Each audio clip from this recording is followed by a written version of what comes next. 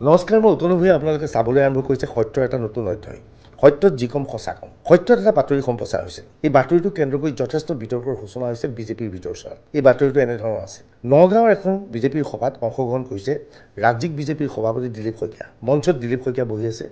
দিলীপ শইকীয়াৰ কাষত এখন আসন খালী আছে। তাৰ কাষৰ আসনখনত বহি আছে ৰাজেন গোহাঁই। ৰাজেন গোহাঁয়ে দিলীপ শইকীয়াৰ কাষৰ আসনখনত বহিবলৈ ইচ্ছা প্ৰকাশ কৰিছে, কিন্তু লগে লগে দিলীপ শইকীয়াই বাধা প্ৰদান কৰিছে। ৰাজেন গোহাঁইক এই আসনখনত বহিব দিয়া নহ'ল। এই বাতৰি কালি সত্যত প্ৰকাশ হোৱাৰ পিছত বিজেপিৰ মাজত হাহাকাৰ লাগিছে। লগে লগে প্ৰশ্ন হৈছে, ৰাজেন গোহাঁইক আচলতে দিলীপ শইকীয়াই মৰ্যাদা নিদিলে নেকি?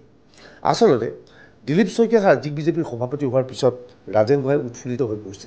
ৰাজেন গোহাঁয়ে কৈছিল যে পুৰণি বিজেপি নেতা এজনক এইবাৰ বিজেপিৰ সভাপতিৰ দায়িত্ব দিছে। নক'লেই হ'ব, মুখ্যমন্ত্ৰী হিমন্ত বিশ্ব শৰ্মাৰ কাম কাজত ৰাজেন গোহাঁই সন্তুষ্ট নহয়। ৰাজেন গোহাঁয়ে প্ৰত্যক্ষ বা পৰোক্ষভাৱে বিভিন্ন সময়ত মুখ্যমন্ত্ৰী হিমন্ত বিশ্ব শৰ্মাক সমালোচনা কৰি আহিছে।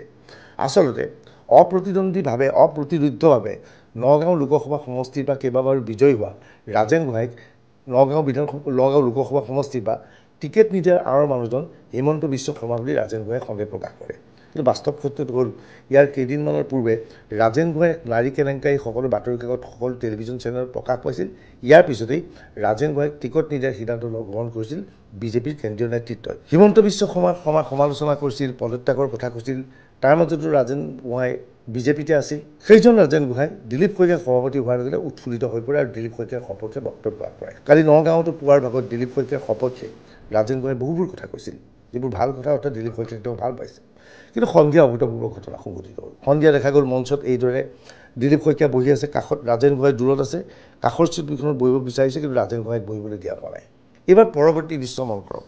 এই সভাখনত এইদৰে ভাষণ দিছে দিলীপ শইকীয়াই। ভাৰতীয় জনতা পাৰ্টি প্ৰতিষ্ঠা হৈছিল আজিৰ দিনটো 6 এপ্ৰিল তাৰিখে 1900।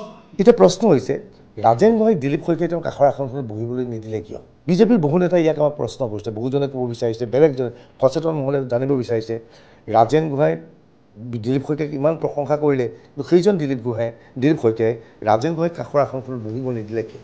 তেওঁলোকে সমগ্ৰ কাহিনী মানি লওক। বিজেপিৰ নিয়ম অনুসৰি এখন মঞ্চত ৰাজ্যিক বিজেপিৰ সোঁৱাতৰ আসনখনত জিলা বিজেপিৰ সভাপতিজন বহিব লাগে, তাত বেলেগ ব্যক্তি বহিব নালাগে।